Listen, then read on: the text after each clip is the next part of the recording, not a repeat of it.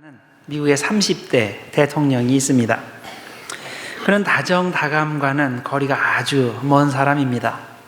그래서 말을 별로 안 하고 말을 할 때도 꼭 필요한 말만 아주 간단하게 하는 그런 사람이었습니다.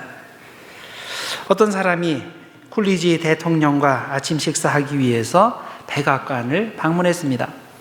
대통령이 그런 사람이니까 그는 가능한 한 튀지 않기 위해서 대통령이 하는 행동을 그대로 따라하기로 했습니다. 조금이라도 에티켓에 어긋나지 않게 최대한 보이지 않게 행동했습니다.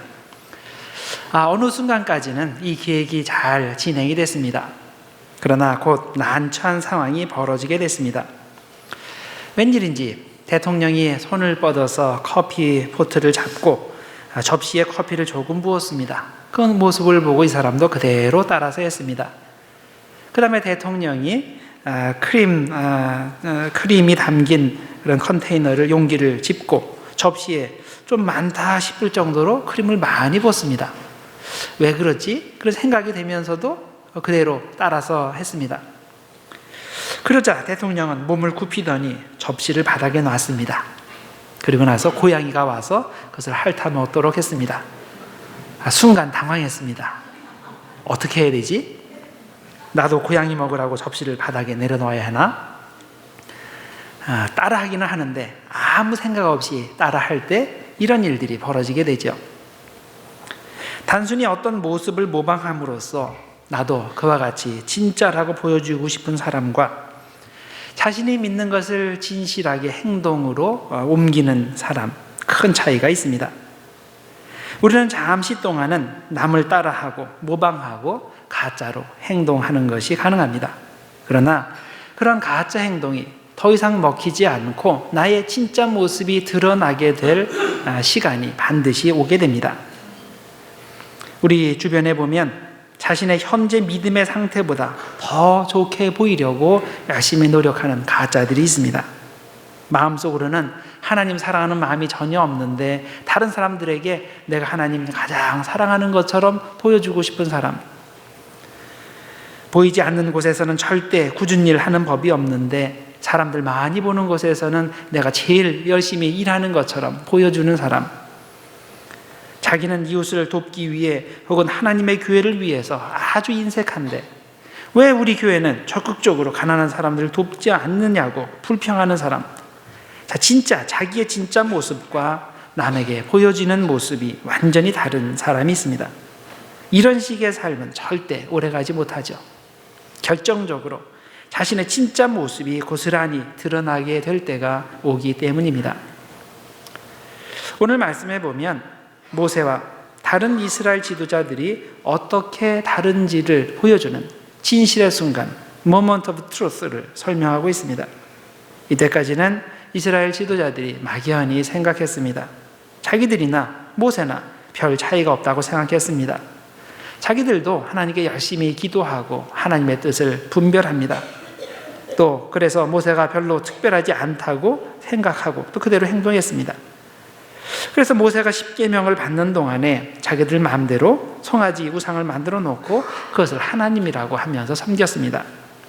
그러나 오늘 본문에 나오는 대로 그들이 모세의 얼굴에서 그 빛나는 광채를 봤을 때 모세가 누군지, 자기들이 누군지, 어떻게 그 둘이 차이가 나는지 확 깨달음이 온 겁니다. 모세와 자기들은 신앙에서 근본적인 차이가 있다는 것을 깨달은 겁니다. 출애굽기의 기본 스토리는 여러분들이 잘 아십니다. 하나님께서 애굽에서 노예로 고생하던 이스라엘 백성들을 모세를 통해서 구출해 내셨습니다. 그리고 광야길을 가는 동안에 많은 기적들을 보여주셨습니다. 그래 시내산에 이를 때에 모세를 시내산에 오르게 하시고 또 그가 40일 금식하면서 하나님의 계명을 받고 또 십계명 돌판들을 받게 하셨습니다. 그리고 십계명을 받고 나서 모세가 산 아래로 내려왔을 때 백성들은 무엇을 하고 있었습니까? 금송아지를 만들어 놓고 그 금송아지가 자기들을 애굽에서 이끌어낸 그 여호와 하나님이다 라고 하면서 그 앞에서 뛰놀며 예배를 드리고 있었습니다.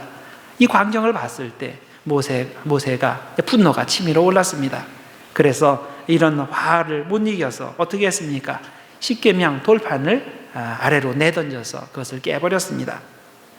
그 후에 하나님께서는 모세에게 다시 한번 시내산을 오르게 하시고 두 번째 십계명 돌판을 만들어 주셨습니다. 오늘 읽으신 말씀은 모세가 이렇게 두 번째 십계명 돌판을 받을 때, 그리고 산을 내려올 때 그의 얼굴에서 광채가 났다는 내용으로부터 시작합니다. 모세가 첫 번째 십계명 돌판을 받았을 때는 모세 얼굴에 빛이 나지 않았습니다. 사람들이 그에게서 별다른 것을 보지 않았습니다. 그런데 이번에는 모세의 특별한 모습, 자기들이 아무리 노력해도 모방할 수 없는 그런 모습을 발견했습니다. 바로 얼굴에서 광채가 나는 것이죠. 모세가 첫 번째 십계명 돌판을 받았을 때 똑같이 40일 금식하며 하나님과 대화를 나누었는데, 그때는 얼굴에 빛이 나지 않았다가 왜 이 두 번째 돌판을 받고 내려올 때 얼굴에서 그런 광채가 났습니까? 자, 첫 번째 돌판 받는 사건과 두 번째 돌판 받는 사이에 무슨 사건이 있었습니까? 바로 금송아지 사건이 있었죠. 이 사건 이후에 모세의 중보자적 역할이 크게 강조된 것입니다. 백성들에게 모세의 중보자로서의 위치를 분명하게 각인시켜주는 것이 이 모세의 얼굴에 나타난 광채였던 겁니다. 물론 그전에도 모세는 백성들과 하나님 사이를 중보하였습니다. 백성들을 대표해서 하나님께 기도했고, 또 하나님께서 말씀하실 때 백성들에게 그 하나님의 말씀을 전했습니다. 그러나 금송아지 사건을 통해서 이 백성들의 불신앙이 얼마나 심각한지 그것이 밝혀지고, 또 그들의 영적 수준이 정말 기대 이하라는 것이 증명되고 나니 하나님께서는 이제 모세의 중보자적 권위를 특별히 세워주실 필요가 있었습니다. 십계명을 비롯한 모든 율법은 인간 모세가 그들에게 준 것이 아니라 하나님께서 그를 통해서 주셨다는 사실을 이 모세의 얼굴에 나타난 광채로 확인시켜 주신 겁니다. 자, 그런데 정작 모세는 자기 얼굴에 그런 광채가 나고 있는 것을 알지 못했죠. 자신이 하나님과 교제하는 것은 사실 이전이나 지금이나 변한 바가 하나도 없습니다. 하나님의 뜻에 따라서 말씀에 순종하는 삶을 사는 것은 이전이나 지금이나 전혀 변함이 없습니다.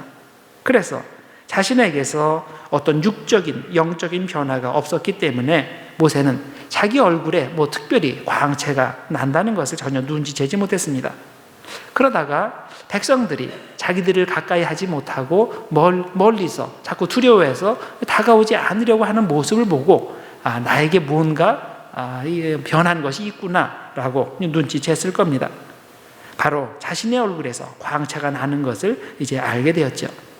그래서 모세는 백성들을 위해서 그들과 대화할 때는 얼굴에 수건을 쓰고 대화하고, 또 하나님께로 가서 기도할 때는 그 수건을 벗고 기도했다라는 내용이 오늘 본문의 내용입니다. 이렇게 자신에게서 하나님의 광채가 나는 것을 모르는 상태에서 다른 사람들은 그 광채를 보고 그의 신적 권위를 인정하는 예가 성경에 많이 나옵니다. 대표적으로 먼저 들 수 있는 사람이 아브라함입니다. 창세기 21장 22절에 이런 내용이 나와요. 그때의 아비멜렉과 그 군대 장관 비골이 아브라함에게 말하여 이르되 네가 무슨 일을 하든지 하나님이 너와 함께 하시도다. 자, 이것은 아브라함이 자기 아내 사라를 누이라고 속여서 하마터면 아비멜렉의 집으로 자기의 아내가 뺏겨서 시집 갈 뻔했던 사건을 배경으로 합니다. 아브라함이 하나님이 지켜주신다는 것을 잠깐 잊고 혹시 아비멜렉이, 그 힘센 아비멜렉이 자기를 죽이고 자기의 아름다운 아내를 뺏어갈 것을 두려워해서 거짓말을 한 것입니다. 다행히 하나님께서 중간에 개입하셔서 사라와 아브라함을 보호해 주셨습니다. 그래서 불상사가 나지 않았습니다. 그 대신에 하나님께서는 아브라함의 기도를 통해서 임신하지 못하는 아비멜렉의 아내가 임신하는 복을 내려주셨습니다.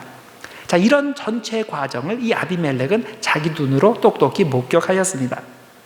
그래서 이런 생각을 하게 됩니다. 아브라함은 내가 절대 건드릴 수 없는 사람이구나. 하나님께서 특별히 보호해 주시는 선지자구나. 그래서 아브라함이 기도할 때 내 임신하지 못하는 아내가 임신하게 되었구나. 자, 이렇게 깨닫고 아브라함의 신적 권위를 인정해 주게 됩니다. 자, 요셉의 경우도 마찬가지입니다. 창세기 39장에 보면 요셉이 보디발의 유혹을 물리치다가 그 결과로 부당하게 모함을 받아서 감옥에 갇히는 이야기가 나옵니다. 참으로 억울한 일을 당한 것이죠. 이제 아무에게도 호소할 수도 없고 자기 얘기 들어줄 수도 없는 그런 상황입니다. 만약에 여러분이 이런 상황이라면 그러면 얼굴빛이 어떨까요? 얼굴빛이 죽겠죠. 그리고 온통 자기 주변에는 그 부정적인 에너지가 자기로부터 나오게 될 겁니다. 그런데 성경을 읽어보면 요셉은 전혀 그렇지 않았던 것을 우리들이 발견하게 됩니다.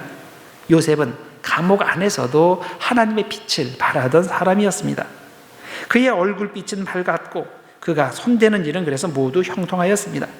그래서 옥을 맡은 간수장이 그에게 임한 하나님의 빛을 목격하고 모든 것을 요셉의 손에 맡기게 됩니다. 그 내용이 참 창세기 39장 22절 이하에 나오는 내용이죠. 간수장이 옥중 죄수를 다 요셉의 손에 맡김으로 그 재반 사물을 요셉이 처리하고 간수장은 그의 손에 맡긴 것을 무엇이든지 살펴보지 아니하였으니 이는 여호와께서 요셉과 함께 하심이라. 여호와께서 그를 범사에 형통하게 하셨더라. 이렇게 되는 거예요. 이 요셉이 하나님과 함께 하는 그런 삶을 살 때, 특별히 이런 가장 어려운 상황 가운데서도 하나님과의 교제를 끊지 않고 계속 그렇게 하나님을 의지하는 삶을 살았을 때 그의 얼굴빛이 밝았고, 그리고 그에게서 긍정적인 에너지가 나오고, 그래서 하는 일마다 잘 됐고, 그래서 그것을 보는 그 간수장이 요셉에게 모든 것을 맡게 되는 거예요. 만약에 요셉에게서 부정적인 에너지만 나오고 계속 얼굴이 어둡고 그러면 절대 이런 거 맡기지 않죠. 하나님께서 역사하시고 그렇기 때문에 요셉이 이렇게 되는 겁니다. 하나님이 함께하는 사람은 이렇게 자동적으로 하나님의 빛을 발하게 되어 있습니다. 자기는 그걸 몰라도 그걸 보는 다른 사람들이 그에게서 하나님의 빛을 보게 됩니다. 하나님의 광채가 나는 것은 자연스럽게 나는 거지 내가 신경 써서 만들어낼 수 있는 종류가 아닙니다. 그래서 내가 하나님의 빛을 발하게 된다면 그건 어디까지나 하나님께서 그렇게 해주시는 거지, 오늘 내가 빛을 발해야 되겠다 그래가지고 되는 일이 아닌 겁니다. 만일 내가 존경을 받게 된다면 그것은 내가 의도적으로 그것을 추구했기 때문이 아니라 하나님께서 나와 함께 하시기 때문인 겁니다. 만일 내가 하늘의 권위를 가지게 됐다면 그것도 역시 내가 그것을 열심히 추구하기 때문이 아니라 하나님께서 나를 높여주시기 때문인 겁니다. 사실 나의 영적 상태가 어떤지는 다른 사람들이 잘 압니다. 내가 내 자신에 대해 생각하는 것은 많은 경우 때로는 착각인 경우가 많습니다. 그러나 다른 사람들이 나에 대해서 평가하는 것은 거의 확실합니다. 언제 내가 가장 높은 영성의 단계에 있는지 아십니까? 내가 그런 것에 전혀 신경 쓰지 않을 때입니다. 그런 것에 신경 쓴다는 자체가 나의 영성이 한참 밑에 있다는 뜻입니다. 그래서 그런 것에 신경 쓰지 않고 오직 순수하게 하나님만을 바라보며 모든 일을 주님을 기쁘게 하기 위해 최선을 다해서 살 때, 우리가 그렇게 살 때 다른 사람들이 그것을 알아보게 되고 나를 인정해 주는 겁니다. 자, 그러면 구체적으로 우리가 어떻게 해야 하나님의 빛을 발하는 신자가 될 수 있을까요? 바로 하나님과 가까이 가는 겁니다. 하나님에게 가까이 가고 그 가까이 가는 상태를 계속 지속하는 겁니다. 그러면 하나님의 빛을 발하게 됩니다. 자, 하나님은 빛이십니다. 우리가 빛에 노출되고 그리고 지속적으로 그 빛 가운데 계속 있으면 그 빛이 나에게 전달되어서 다른 사람들이 나를 볼 때 그 빛이 그에게도 전달되는 겁니다. 그래서 이런 이유로 40일간 시내산에서 하나님과 깊은 교제를 나눈 모세의 얼굴에 하나님의 광채가 나타나게 된 겁니다. 제가 친구의 가족이 돌아가서 장례식에 참석한 적이 있습니다. 이 장례식이 끝나고 그 뒤 의자에 앉아서 잠깐 기다리고 있었는데 그 옆에 또 다른 제 친구가 앉아 있었습니다. 그래서 그가 이야기하는 중에 슬퍼하는 그 가족을 잃은 그 친구를 보면서 이런 말을 했습니다. 저 친구 좀 특별하게 보이지 않아? 그의 얼굴에서 광채가 나는 것 같아. 이 말을 들었을 때 장례식에서 참 이상한 말도 안 해, 이런 생각이 들었습니다. 모두가 슬픔에 잠겨있는 상황에서 누군가에게서 광채가 난다, 좀 이상하지 않습니까? 특히 사랑하는 가족을 잃은 사람에게서 광채가 난다는 말은 적절하지 못한 표현이라고 생각을 했습니다. 그런데 또 한편 잘 생각해 보니까 그 말이 사실인 것 같았습니다. 내 친구는 장례식장에서도 하나님의 빛을 바라는 그런 진실한 신앙이었기 때문입니다. 비록 그것은 슬픔의 자리였지만 그가 사람들을 대하는 태도나 그의 평소 신앙생활의 태도나 하나님의 사랑으로 다른 사람들을 위로하는 모습에는 뭔가 특별함이 느껴졌습니다. 그가 바라는 빛은 그 자신의 것이 아니라 주님의 빛이었습니다. 주님의 빛은 나의 의도와는 상관없이 어떤 상황 가운데서도 바라게 되어 있습니다. 주님의 빛은 하나님과의 깊은 교제를 통해서 그에게로 전달되고 그를 통해 비치고 있었던 것입니다. 우리는 어떻습니까? 과연 우리에게서도 이런 하나님의 빛이 나온다고 생각하십니까? 우리 얼굴에서 하나님의 빛이 비춰지고 우리의 삶에서 하나님의 광채가 비춰지고 있습니까? 그래서 다른 사람들이 그것을 알아봅니까? 오늘 우리가 이렇게 하나님께 예배드리기 위해 이 자리에 모였습니다. 우리가 열심히 찬양하고 기도하고 또 하나님께 주신 그런 말씀 듣고 또 귀한 성도의 교제를 하면서 하나님의 은혜 받기를 위해 이곳에 모였습니다.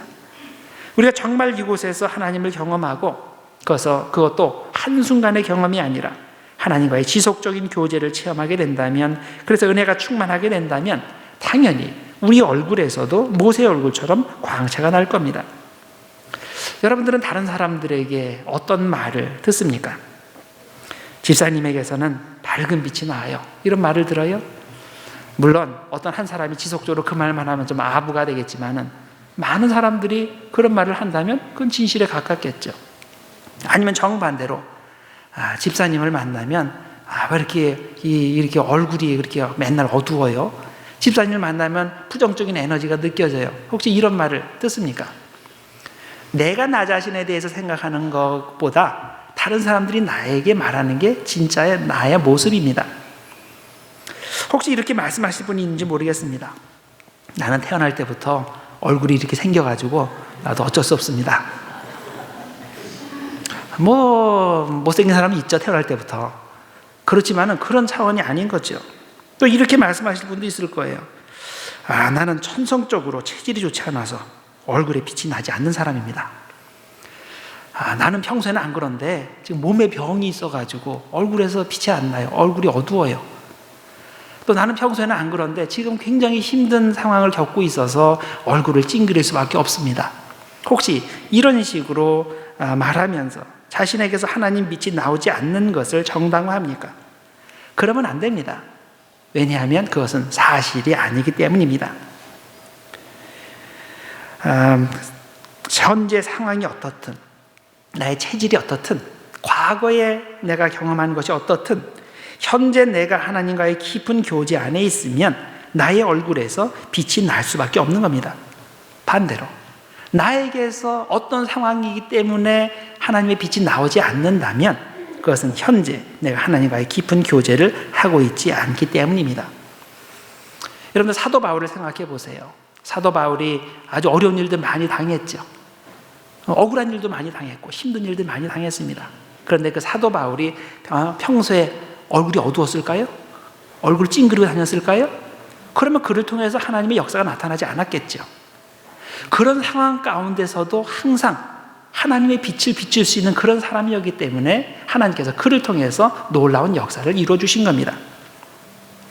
김구 선생에 대한 이런 이야기가 전해집니다. 구한말 나라가 어려울 때 김구 선생은 벼슬길을 포기하고 아버지가 권고한 대로 관상학을 공부하기로 했습니다. 그래서 어느 날 관상학을 공부하면서 제일 먼저 자기 얼굴을 시험 삼아 연구를 해봐야 될 거 아니에요? 그래서 자기 얼굴을 시험 삼아 관상 공부를 하던 중에 크게 실망했습니다. 왜냐하면 책을 쭉 읽어보면서 책대로 아무리 연구해봐도 이리 보고 저리 봐도 자기 얼굴은 부귀한 상이 아니기 때문입니다. 아무리 연구해봐도 내 얼굴은 비천하고 또 나쁜 그런 가난한 그런 상이었던 겁니다. 자, 그런데 그가 이렇게 비관에 빠져 있을 때 그에게 희망을 주었던 것이 있습니다. 관상학 책을 끝까지 다 읽어보니까 마지막에 결론이 이거였습니다. 관상 좋음이 신상 좋음만 못하고 신상 좋음이 심상 좋음만 못하다. 무슨 뜻입니까? 얼굴 아무리 좋아봤자 몸이 아프면 아무 소용이 없다는 거죠. 건강하지 못하면 아무 소용이 없어요. 또 몸 아무리 건강해도 마음씨가 잘못됐으면 아무 소용이 없다는 말입니다.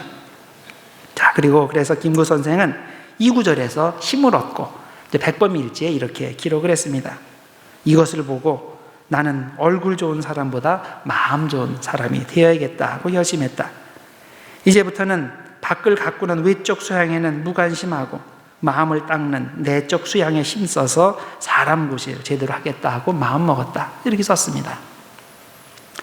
자, 관상 좋음이 신상 좋음만 못하고 신상 좋음이 심상 좋음만 못하다. 참 좋은 말씀이죠. 근데 여기에 한 가지를 저는 덧붙이고 싶습니다. 심상 좋음이 영혼 좋음만 못하다. 여러분, 아무리 마음씨 좋아도 그 영혼이 구원받지 못하고 지옥 가면 아무 소용없는 거예요. 뭐가 중요한지를 우리들이 알아야 됩니다. 정말 영혼이 구원받고 현재 영혼이 하나님과 교제 가운데 있어야 됩니다. 내가 하나님 제대로 믿고 하나님과의 깊은 교제를 통해서 하나님과 가까이 해야 내 삶 전체가 밝아지는 겁니다. 내 얼굴에서 광채가 나고 내 언어에서 광채가 나고 내 삶에서 광채가 나는 겁니다. 여러분들 얼굴에서 광채가 나기를 원하십니까? 다른 사람들이 얼굴을 보면서 야, 나 참 얼굴 좋다, 나 너 만나면 참 좋아, 이런 얘기 듣고 싶습니까? 그러면 하나님과의 깊은 교제를 하시기를 바랍니다.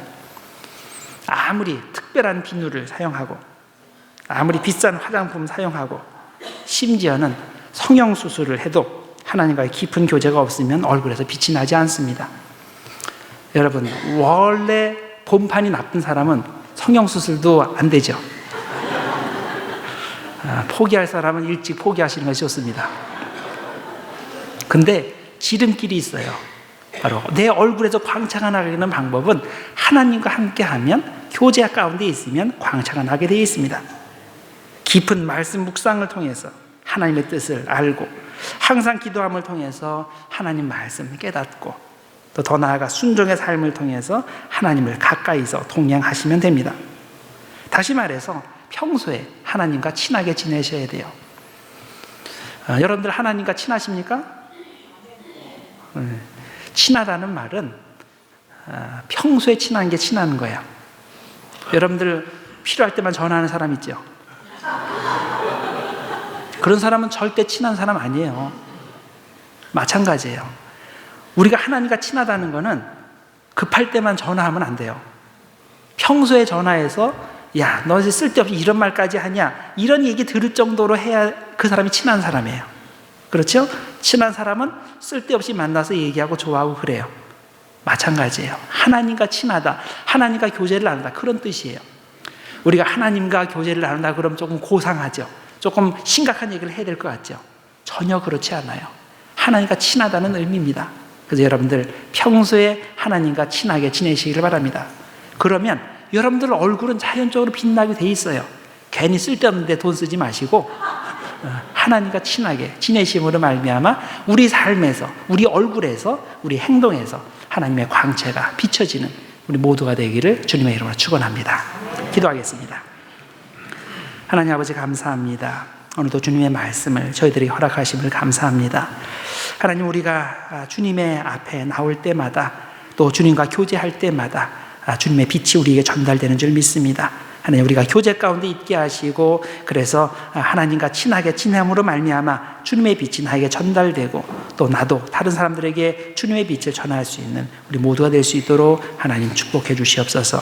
예수님의 이름으로 기도드렸나이다. 아멘.